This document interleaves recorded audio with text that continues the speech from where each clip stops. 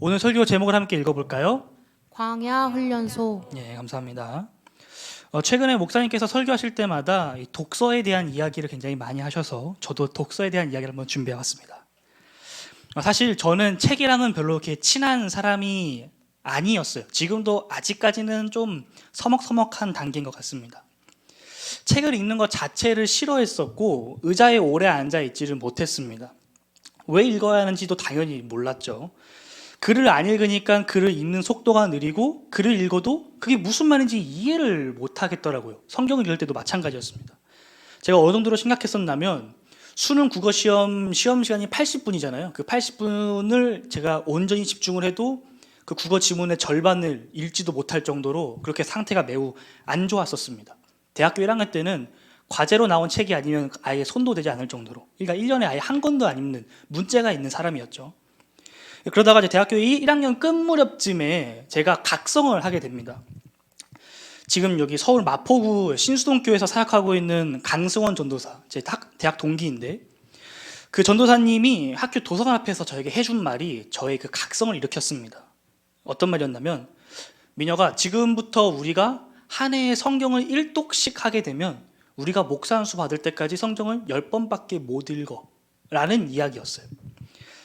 당시 저의 생각은 앞으로 목사 안수를 받으려면 10년이나 남았네 라는 생각을 갖고 있었는데, 그 전도사님이 저한테 해준 그 말을 계기로 10년이나 남은 게 아니라 10년 밖에 안 남은 거구나 라고 이제 제 사고가 완전히 뒤집혀졌습니다.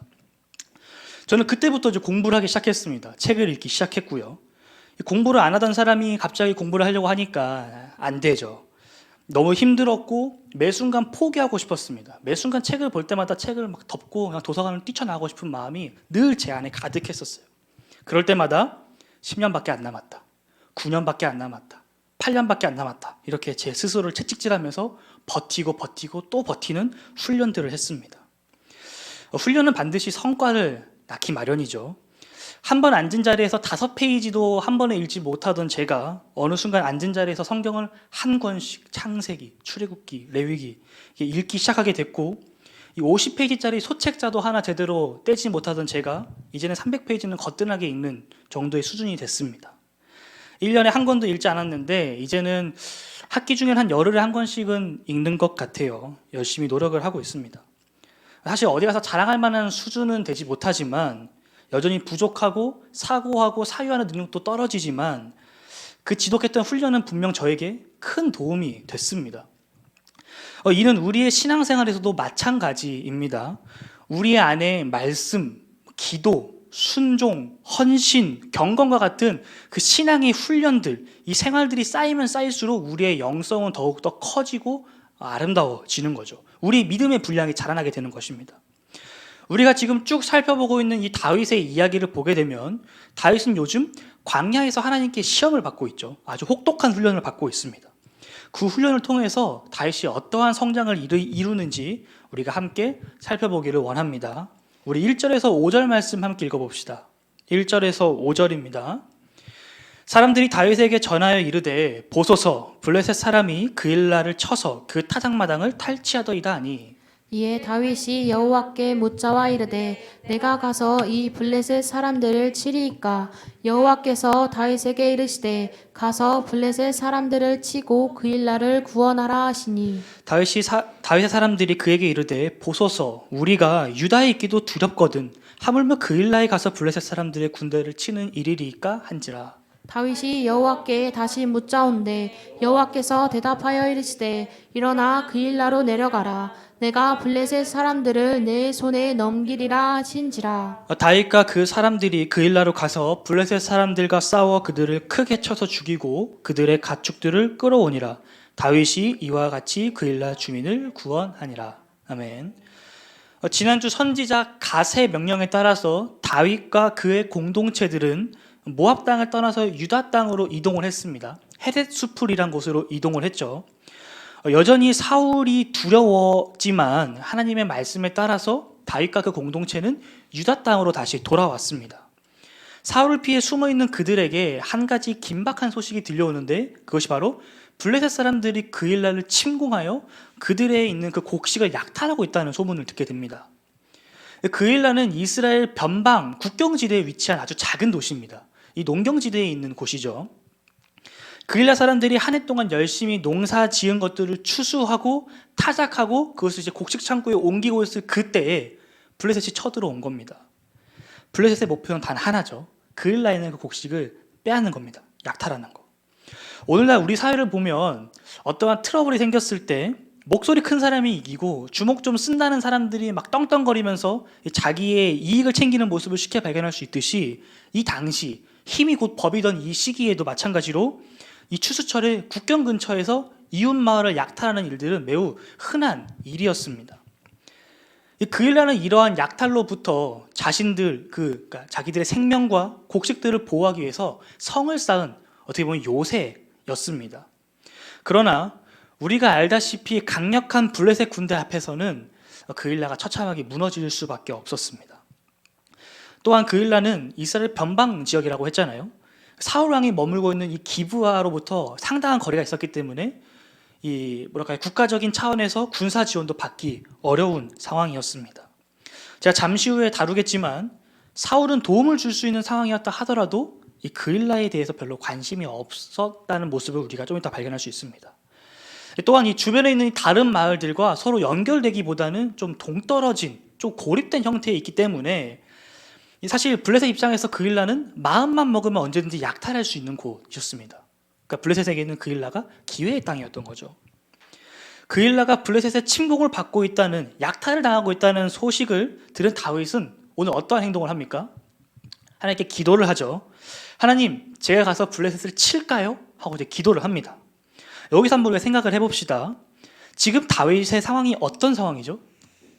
다윗은 도망자 신세입니다.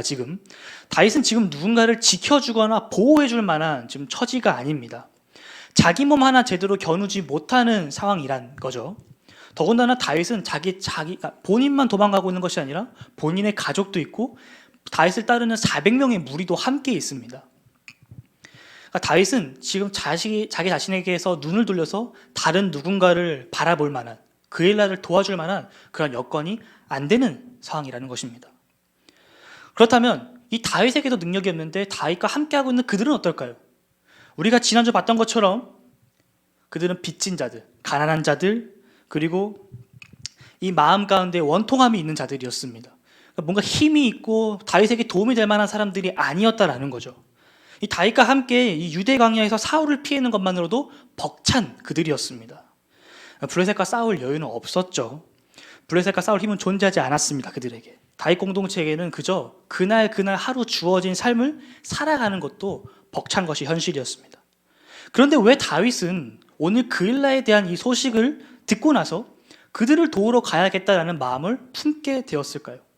지금 다윗의 상황이 녹록지 않다는 것을 다윗 자신이 가장 잘 알고 있을 텐데 왜 다윗은 무모해 보이는, 어쩌면 불가능해 보이는 이 일을 하려고 하는 것일까요? 그곳에는 다윗의 사명이 있기 때문에 다윗이 그러한 결정을 했던 것 같습니다.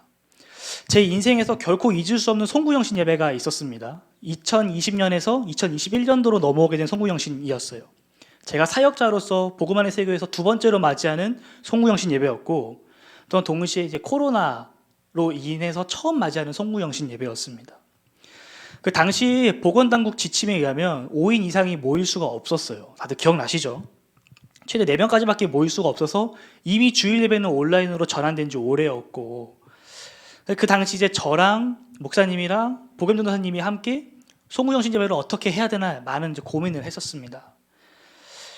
오프라인으로 하자니 다 같이 모일 수가 없고, 온라인으로 하자니 조금 이제 논란의 여지는 있겠지만 오해하지 말고 들으시기 바랍니다.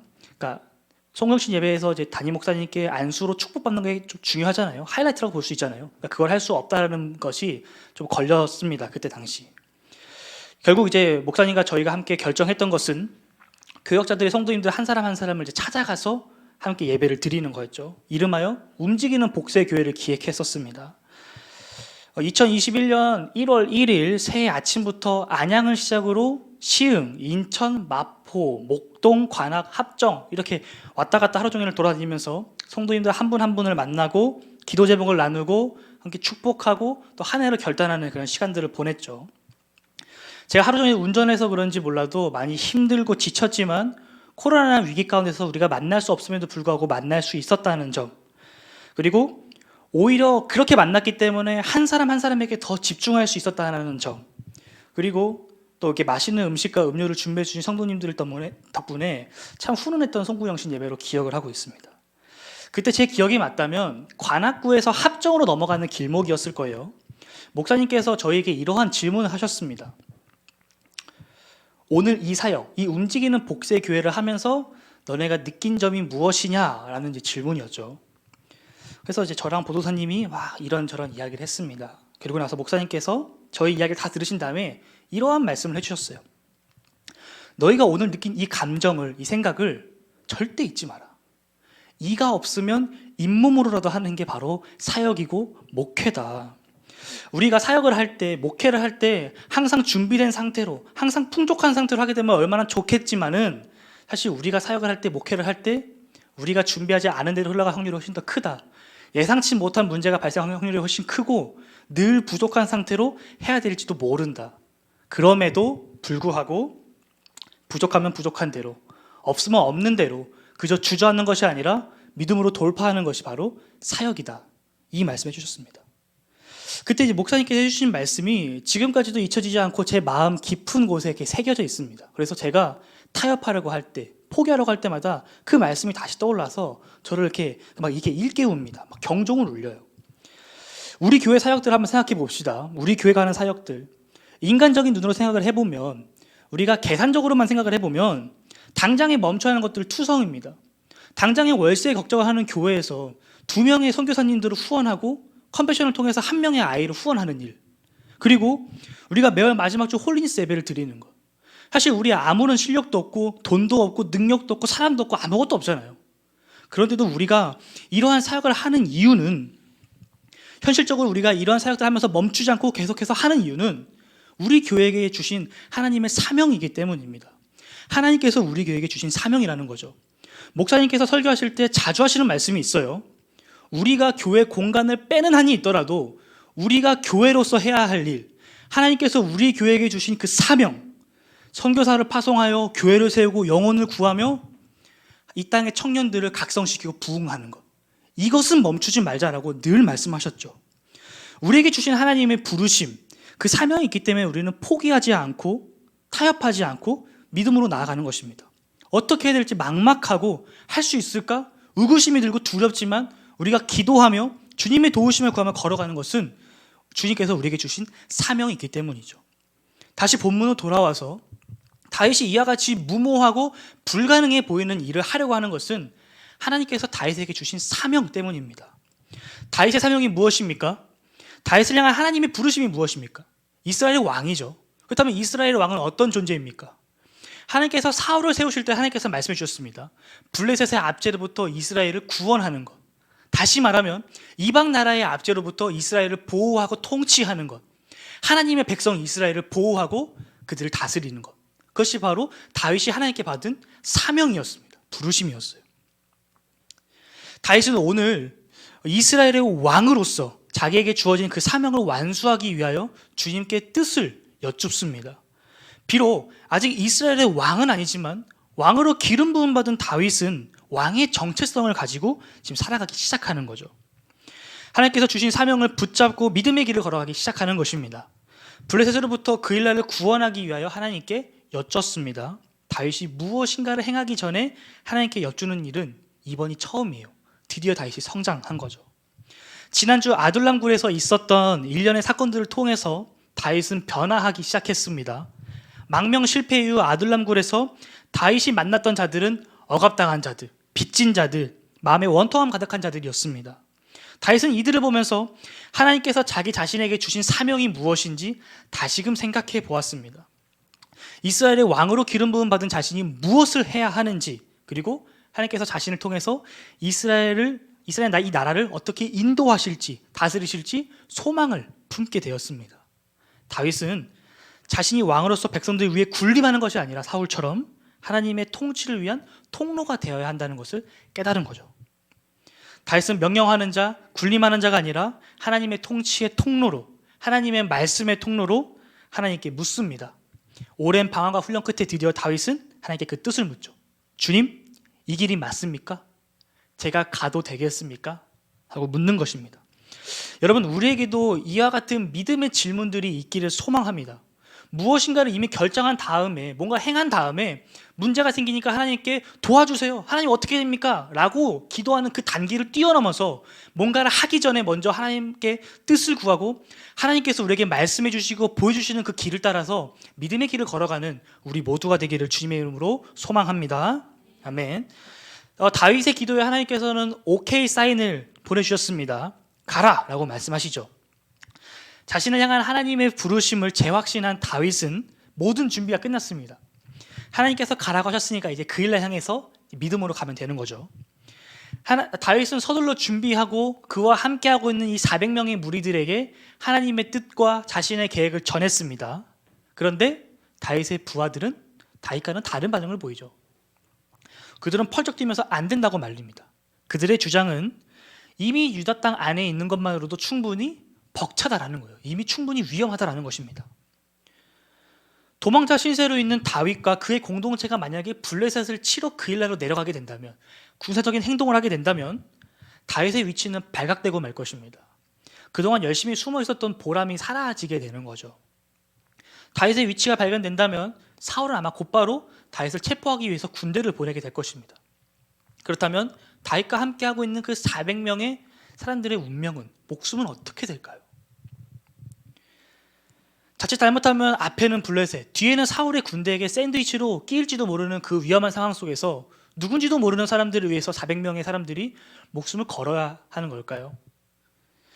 다윗은 갈림길에 서 있습니다. 자신의 계획과 하나님의 뜻대로 블레셋을 치고 그 일날을 구원할 것인가? 아니면 자기와 함께하고 있는 400명의 사람들의 의견을 존중해서 자신의 계획을 멈출 것인가? 리더의 자리에 서 있는 사람이라면 누구나 이러한 갈림길에 서게 됩니다. 굳이 리더가 아니더라도 우리는 늘상 이러한 갈림길에서 어떠한 선택을 해야 되는 삶을 살아가죠. 직장에서, 학교에서, 가정에서. 상황에 따라서 내 옆에 있는 누군가에게 어쩌면 비난을 받을 그런 선택을 해야 되는 상황이 올지도 모르겠습니다. 그렇다면 뛰어난 리더는 어떤 사람일까요? 뛰어난 리더는 이러한 갈림길에서 어떻게 결정을 할까요? 꿋꿋하게 자신의 의견을 강하게 밀어붙이면서 피력할까요? 아니면 한 발 물러서서 공동체의 의견에 존중할까요? 상황마다 다를 것입니다. 그렇게 할 수 있는 케이스가 있고 그렇게 할 수 없는 케이스가 있고. 다시 다윗을 봅시다. 다윗은 갈림길에서 이렇게 선택을 합니다. 4절인데 다윗이 여호와께 다시 묻자온대. 다윗은 자신의 계획을 밀고 나가지도 또 공동체의 의견을 수렴하지도 않고 멈춰서 하나님께 다시 그 뜻을 묻습니다. 여러분, 이것이 굉장히 중요한 포인트입니다. 다윗은 어떠한 선택도 하지 않고 다시금 하나님 앞에 나아가서 하나님께 뜻을 구합니다. 우리가 창세기에서 봤던 것처럼 성경에 기록되어 있는 수많은 사람들은 자기 앞에 있는 갈림길에서 하나님께 뜻을 묻기보다는 자기 스스로가 선택을 했습니다. 아브라함은 기근을 버티지 못하고 애굽으로 내려가 자기의 아내 사라를 누이라고 속여서 하나님의 그 믿음의 씨를 잇는 데 큰 위협이 생길 뻔했죠. 그의 아들 이삭은 어떻습니까? 그의 아버지 아브라함을 똑같이 닮아서 똑같은 잘못을 범하죠. 야곱은 어떻습니까? 하나님께서 야곱에게 축복을 약속하셨지만 야곱과 그의 어머니 리브가는 그 약속을 기다리지 못하고 하나님의 때를 기다리지 못하고 자기들 스스로가 하나님의 축복을 받겠다고 선택하면서 그의 아버지 이삭과 그의 형 에서를 속이게 되는 그런 죄를 범합니다. 우리가 지금 살펴보고 있는 사무엘서만 하더라도 사울의 실패의 이유가 무엇입니까? 하나님과의 관계 단절이었어요. 하나님과의 관계 단절은 하나님과의 대화 단절에서부터 비롯되었습니다. 하나님께 뜻을 구하지 않으니까 하나님의 뜻을 알 수가 없고 하나님의 뜻을 모르니까 하나님의 뜻대로 행할 수가 없었던 거죠. 다윗도 그랬습니다. 자기 앞에 위기가 봉착하자 하나님의 뜻을 구하기보다 자기 생각이 옳은 대로 행했었습니다. 그래서 사울을 피해서 라마나옅을 떠나서 도망갔었죠, 광야로. 그러나 다윗은 더 이상 같은 실수를 반복하지 않습니다. 이게 중요합니다. 다윗은 자신의 발걸음을 멈추고 머릿속에 있는 그 복잡한 생각들을 내려놓고 하나님께 다시 뜻을 구한다는 것입니다. 두 눈을 감고 두 손을 모으고 하나님께 집중을 하고 있는 거죠. 하나님께서는 다윗의 기도를 들어주셨습니다. 하나님께서는 다윗이 처음 기도했을 때 주셨던 그 응답, 2절 말씀, 가서 블레셋 사람들을 치고 그일라를 구원하라 라는 이 말씀보다 더 구체적이고 더 자세하게 다시 응답해 주십니다. 4절 말씀을 보면 일어나 그일라로 내려가라, 내가 블레셋 사람들을 내 손에 넘기리라. 훨씬 더 구체적인 말씀으로 응답해 주시죠. 다시금 하나님의 말씀을 받은 다윗과 그 공동체는 하나님의 말씀을 믿으며 그일라로 내려가 블레셋을 치고 그일라를 구원했습니다. 설교를 준비하면서 다른 목사님들의 설교를 참고했는데 새로운 교회의 한옥 목사님께서 설교 중에 이런 말씀을 하시더라고요. 다윗은 무언가를 해야 하는 상황에서 가장 먼저 하는 프로세스로, 그러니까 그 과정으로 기도를 장착했다. 우리도 이러한 프로세스를 장착하기를 소망합니다. 나의 뜻, 나의 생각대로 나아가는 것이 아니라 기도로, 무릎으로 주님의 뜻을 구하며 주님의 뜻 가운데 나아가는 우리 모든 성도님들 되시기를 주님의 이름으로 축복합니다. 아멘. 우리 7절에서 8절 읽읍시다. 7절에서 8절입니다. 다윗이 그일라에 온 것을 어떤 사람이 사울에게 알림해 사울이 이르되 하나님이 그를 내 손에 넘기셨도다. 그가 문과 문빗장에 있는 성읍에 들어갔으니 갇혔도다. 사울이 모든 백성을 군사로 불러 모으고 그일라로 내려가서 다윗과 그의 사람들을 에워싸려 하더니. 아멘. 아멘. 다윗이 그일라로 내려가서 블레셋을 치자마자 이 다윗에 대한 소문이 온 사방으로 퍼져나가기 시작합니다. 이 다윗의 군사 행동은 역시나 그의 부하들의, 그의 공동체의 걱정대로 이제 그 다윗의 위치를 발각시키게 되는 통로가 되죠.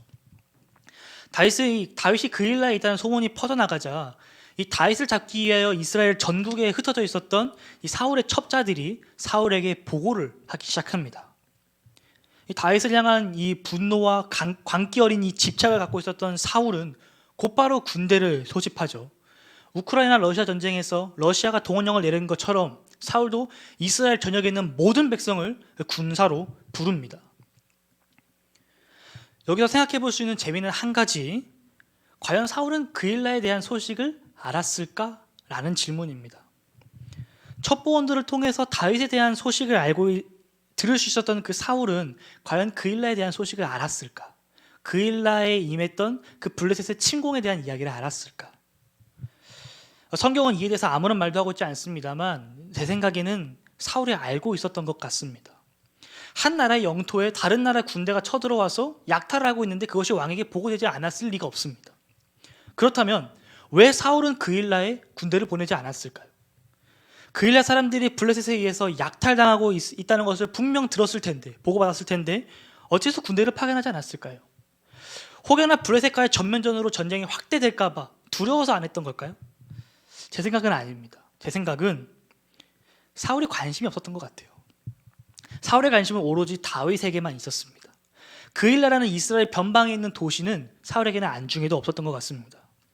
사울은 자신의 명령 한 번이면 전국에서 군사들을 불러 모을 수 있음에도 불구하고 그일라를 돕지 않았고 그일라를 블레셋 손에서부터 구원한 다윗을 감사하게 생각하지 않았습니다. 또한 생각이 있는 사람이라면, 생각이 있는 왕이라면 다윗에게 패배하여 도망쳐서 재정비하고 있는 블레셋을 칠 절호의 기회인데 이 기회를 놓쳐버립니다. 다시는 이스라엘을 넘보지 못하더라도 완전히 짓밟아야 되는데 그 기회를 날려버리게 된 거죠. 그러나 그일라에 아무런 관심도 없고 오히려 큰 공을 세운 다윗을 체포하고 제거하려는 데만 집중하고 있는 이 사울은 사실은 다윗을 체포하기 위해서 모든 군사들을 불러는 모은 게 아니라 블레셋의 약탈로부터 상처받고 눈물 흘리고 있는 그들을 위해서 군사를 모아야 했던 것입니다. 사울은 지금 왕으로서의 가장 기본적인 직무, 백성들을 보호하는 것조차도 소홀히 하고 있는 모습을 보여줍니다. 도대체 이스라엘의 진정한 왕이 누구인가에 대한 우리의 질문을 던지게끔 만드는 부분입니다. 이어서 사울은 현재의 상황을 다윗을 붙잡을 수 있도록 하나님께서 허락하신 상황이라고 생각합니다. 그렇게 여겼어요. 아주 담대하게 하나님께서 다윗을 자기 자신에게 넘겨주셨다고, 다윗은 성벽으로 둘러싸인 성읍 안에 갇혔으니 도간에 든 쥐라고 아주 당당하게 이야기합니다. 사울의 말은 반은 맞고 반은 틀렸어요. 추정컨대 이 사울이 그일라에서 다윗을 체포하는 일은 아마 그의 말처럼 쉬웠을 것입니다. 사방이 트인 광야에서 다윗을 잡는 것보다는 성 하나만 잘 포위하면 다윗을 체포할 수 있는 이 기회가 절호의 찬스였을 것입니다. 그러나 하나님께서 다윗을 사울에게 넘겨주실 것이라고 말씀하신 적이 성경에 결코 기록되어 있지 않습니다. 지난주 22장 요나단이 자신에게 반역을 꾀하려고 음모를 꾸민다는 과대망상을 하더니 사울은 오늘 23장에서는 마치 자기 자신이 하나님으로부터 직접 음성을 들은 사람인 것처럼 하나님께서 다윗을 자신에게 넘겨주셨다고 선포하고 있습니다. 참으로 어이없는 착각이죠. 간혹 우리 주변에 하나님의 음성을 들었거나 자신이 하나님의 뜻을 안다고 말씀하시는 분들이 종종 계십니다. 그분들 중에는 정말 하나님의 음성을 들으신 분들도 계십니다. 이 마음을 울리고 이 뜨겁게 하는 이 아버지의 마음을 경험하신 분들이 계십니다. 그런데 이 하나님의 음성을 들었다고 하나님의 뜻을 안다고 하시는 분들 중에 사실 그렇지 않은 분들도 좀 섞여 계십니다. 이 본인이 느낀 주관적인 감정이나 아니면 어떠한 생각 또는 막 아이디어를 무조건적으로 하나님께서 주셨다고 말씀해 주셨다고 이렇게 말씀하시는 분들이 계셔요. 여러분 좀 주의하시기 바랍니다. 제가 완전히 하나님의 음성을 거부하는 것이 아니라 우리가 조심할 필요가 있다는 것입니다. 제가 대학 시절에 2학번 위에 선배가 한 명 있었습니다. 그 선배는 하나님의 음성을 듣는다고 자칭 말하는 선배였어요. 본인이 기도하면 하나님께서 응답해 주신대요. 하나님께서 말씀해 주신답니다. 그래서 제가 물어봤습니다. 정말 하나님께서 말씀해 주신 건지, 하나님께서 어떻게 말씀해 주시는지, 뭔가 막 하늘을 울리는 그런 막 에코 빵빵한 소리로 하나님께서 말씀해 주시는 건지, 아니면 뭔가 다른 어떤 상황을 통해서 말씀해 주시는 건지 궁금해서 어떻게 말씀해 주셨냐라고 물어봤습니다. 근데 그 선배 마음에 감동이 있었답니다. 기도를 하는데 어떠한 생각이 마음 가운데 들었대요. 그래서 자기는 그것이 하나님의 음성이라고 확신한다라는 이야기였어요. 여러분은 어떻게 생각하십니까? 이것이 정말 하나님의 음성일까요? 제가 함부로 판단할 수는 없습니다. 저는 그 선배의 말을 듣고서는 판단할 수 없죠. 근데 제가 그 선배의 삶을 봤을 때 그 말이 진짜인지 아닌지는 어느 정도 유추가 가능했습니다. 저는 그 선배의 삶의 모습을 보고 그 말이 가짜라고 생각을 했습니다. 왜냐하면 첫 번째, 그분은 기도하는 분이 아니었습니다. 그분 주변에 있는 그 어느 누구도 그분이 기도하는 모습을 봤다, 기도에 대한 이야기를 한다 라는 이야기를 한 번도 들은 적이 없습니다. 두 번째, 그분은 성경을 읽지 않는 사람이었습니다. 사실 조금만 대화해보면 알아요. 그 사람이 성경을 아는지 모르는지. 대화를 해봤는데 성경을 모르더라고요. 세 번째, 이것이 가장 결정적이었는데 아까 말씀드린 것처럼 하나님의 음성을 들었다고 말하면서 그의 삶은 전혀 그렇지 않은 삶을 살았습니다. 모순된 삶이었죠. 하나님께서 우리에게 주신 성경은 살아계신 하나님의 말씀입니다. 성경은 하나님이 어떤 분이신지를 우리에게 계시해주고 있는 책입니다. 따라서 성경은 우리가 하나님의 뜻을 알 수 있는 가장 좋은 길이고 방법입니다. 또한 기도는 영적 호흡이라고도 하죠. 하나님과 우리가 나눈 이 대화입니다.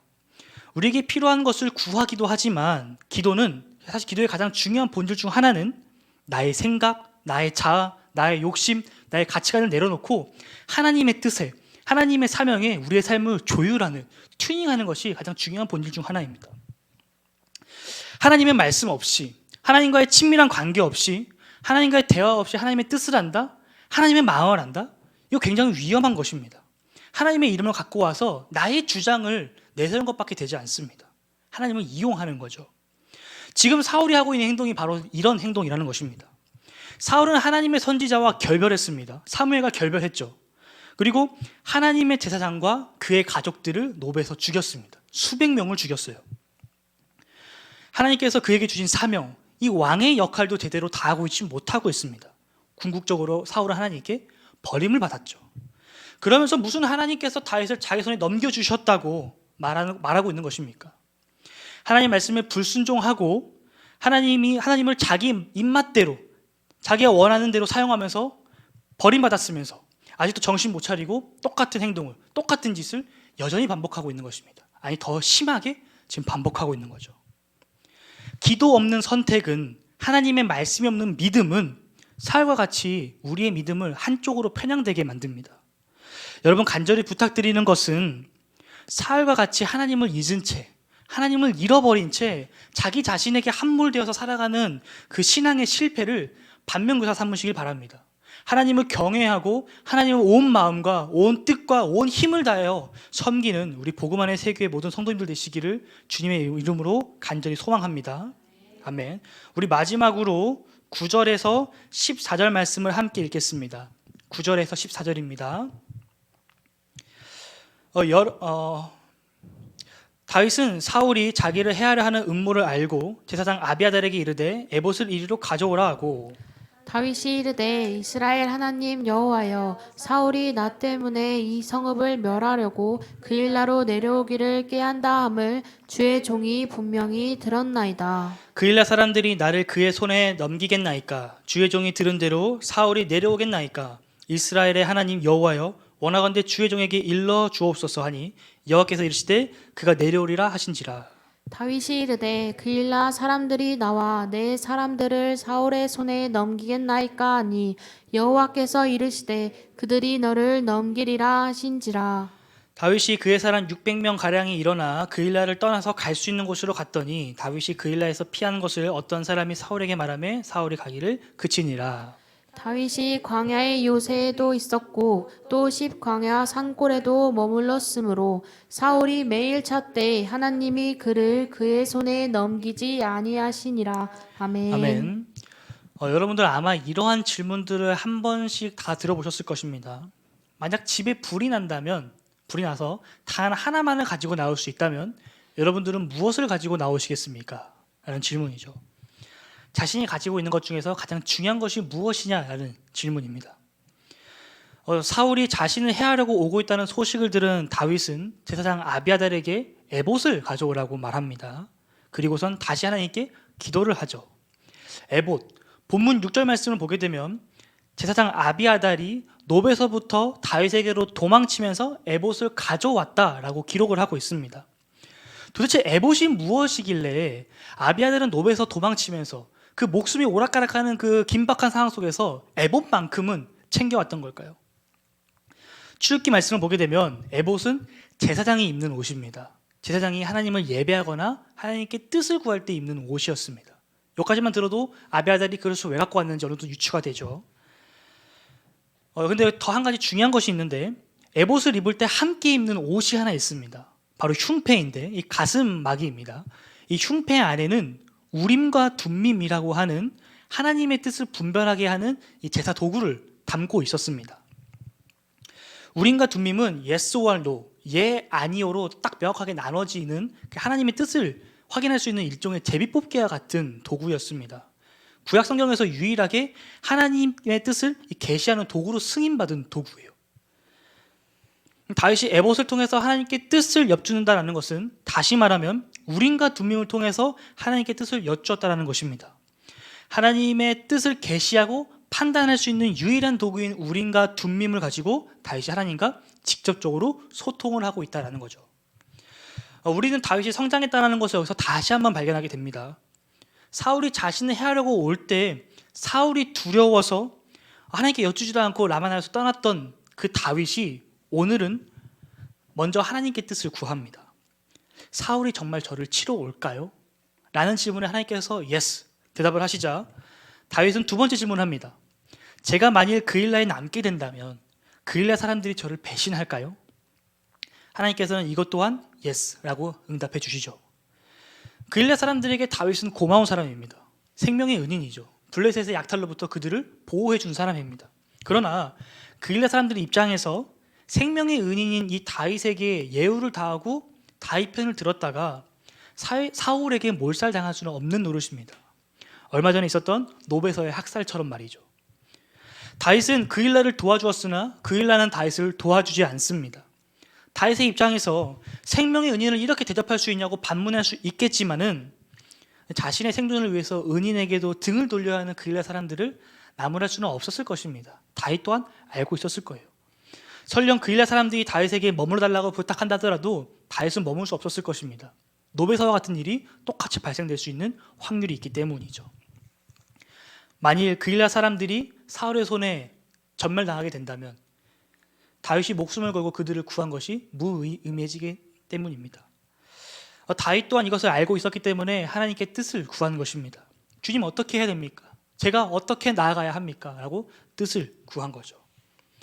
다윗은 참으로 답답했을 것입니다. 도대체 이러한 도피 생활을 언제까지 해야 하는지 그저 막막하기만 했을 것입니다. 끝이 보이지 않는, 도저히 해결할 수 없을 것만 같은 이 사울과의 숨막히는 쫓고 쫓기는 이 굴레 속에서 다윗은 많은 눈물을 흘렸을 것입니다. 더군다나 하나님의 뜻대로 행했는데, 하나님께서 주신 사명대로 행했는데 오히려 위기를 맞이하게 됐죠. 주저앉을 법한 상황에서, 포기할 법한 상황에서 다윗은 놀라운 고백을 남깁니다. 10절에서 11절에 기록되어 있는 다윗의 기도 내용 가운데 3번 반복되고 있는 수거가 하나 있습니다. 그것은 바로 주의 종이란 표현이죠. 이스라엘의 왕으로 기름 부음 받았으나 현실은 여전히 광야 생활입니다. 하나님을 붙잡고 나아가지만 여전히 다윗은 사울을 피해 도망다니는 신세입니다. 그럼에도 불구하고 다윗이 하나님을 붙잡을 수 있었던 것은 다윗 자신이 이해한 이스라엘의 왕의 정체성이 사울과 같이 백성들 위에 군림하는 존재가 아니라 하나님의 종으로서 하나님의 나라 백성들을 섬기는 위치였다는 것을 다윗은 깨달았기 때문입니다. 다윗은 이스라엘의 왕이지만 실제로는 이스라엘을 다스리고 통치하시는 것은 하나님이심을 깨달은 거죠. 다윗은 그저 하나님의 통치를 드러내는 통로일 뿐입니다. 다윗은 이러한 정체성과 사명을 붙잡고 나아가고 있는 거예요. 이러한 정체성과 사명은 다윗의 자손이신 예수님에게서도 발견할 수 있습니다. 예수님의 아주 유명한 기도가 있죠. 누가복음 22장 42절에 등장하는 기도인데, 이르시되 아버지여, 만일 아버지의 뜻이거든 이 잔을 내게서 옮기시옵소서. 그러나 내 원대로 하지는 마옵시고 아버지의 원대로 되기를 원하나이다. 예수님께서 자신의 뜻을 내려놓고 하나님의 뜻을 구하시면서 하나님의 뜻대로 걸어가셨습니다. 십자가의 길을 걸어가신 거죠. 여러분, 예수님께서 크고 작은 사역 가운데 날마다 시간을 구별하셔서 하나님께 묻고 하나님 앞에 엎드리는 시간을 가지셨다는 것을 기억하시기 바랍니다. 이것이 바로 예수님 사역의 원동력이었어요. 예수님께서 사명을 잃어버리지 않고 끝까지 그 사명을 완수할 수 있었던 것은, 감당할 수 있었던 것은 죽기까지 복종하시며 예수님께서 십자가에서 다 이루었다라고 고백할 수 있었던 것은 예수님께서 날마다 하나님 앞에 무릎 꿇고 엎드려서 하나님께 뜻을 구하고 하나님께 자신의 삶을 맞추는, 피가 땀방울이 될 때까지 그렇게 처참하게 처절하게 하나님께 간구하며 씨름한 그 신앙의 훈련이 있었기 때문입니다. 인간의 모습으로 오신 예수님께서 인간의 연약함을 이기는 방법으로 우리에게 제시해 주신 것이 바로 기도입니다. 나의 한계를 고백하는 것, 하나님의 도우심을 구하는 것, 나의 뜻을 내려놓고 나의 이익을 내려놓고 하나님 뜻 가운데 나의 삶을 맞추는 것, 하나님 앞에 무릎을 꿇고 밤이 새도록 하나님께 구하는 것, 이것이 바로 예수님께서 우리에게 보여주신 사명자의 자세입니다. 여러분, 다윗은 에봇을 가지고 하나님께 나아갔습니다. 자신의 분명한 사명을 가지고 하나님께 나아갔어요. 다윗은 오늘 우리에게 이와 같이 묻습니다. 각자의 기도의 자리가 있는가? 각자의 기도의 시간이 있는가? 하나님께 뜻을 구하고 순종하려는 믿음의 싸움이 있는가? 사명을 완수하기 위하여 주님을 과연 붙잡고 있는가? 우리에게 이렇게 묻습니다. 하나님의 일을 하다 보면 예상치 못하게 폭풍을 만날 때가 있습니다. 모세가 이스라엘 백성들을 이끌고 출애굽했을 때 그의 눈앞에는 거대한 바다, 홍해가 있었죠. 모세가 얼마나 당했겠습니까? 그러나 그 폭풍과 파도에도 하나님의 뜻이 있음을 기억하시기 바랍니다. 하나님께서는 거기서 포기하지 않고 하나님께 나와 기도하는 자에게 하나님의 크신 뜻과 크신 계획을 알려주십니다.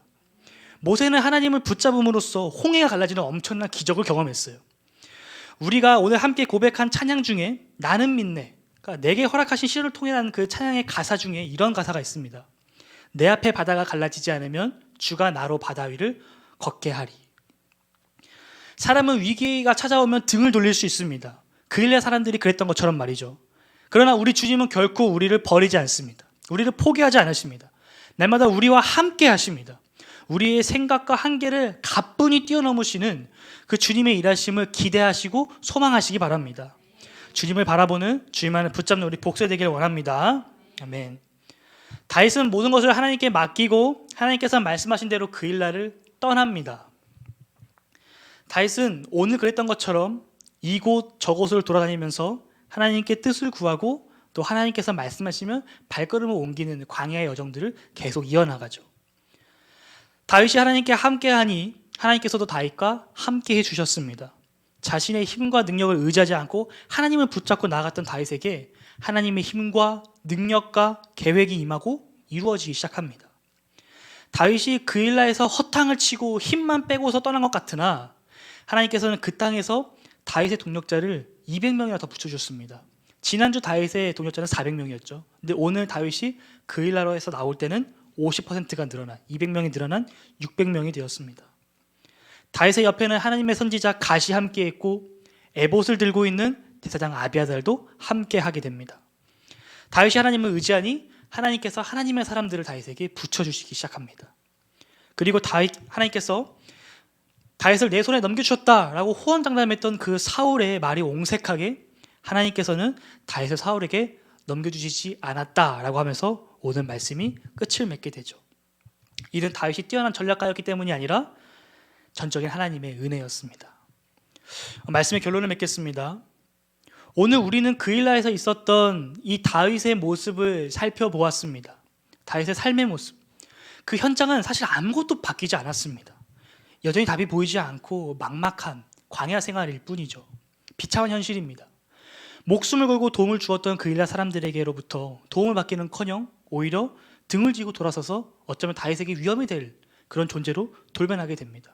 사울의 위험은 여전히 존재하고 오히려 더 가까워져만 가죠. 다윗은 여전히 광야에 있습니다. 그러나 다윗의 내면에는 놀라운 변화가 일어나기 시작합니다. 다윗은 자기 자신을 향한 하나님의 사명과 비전이 이전보다 더욱더 명확해졌습니다. 분명해졌어요. 하나님께서 왜 자신을 이스라엘의 왕으로 세우셨는지, 부르셨는지, 이스라엘의 왕은 어떤 존재인지 다윗은 광야에서 하나씩 배워가기 시작합니다. 또한 그 과정 속에서 자신의 뜻과 계획을 의지하는 것이 아니라 하나님을 의지하고 하나님을 붙잡는 법을 배우기 시작합니다.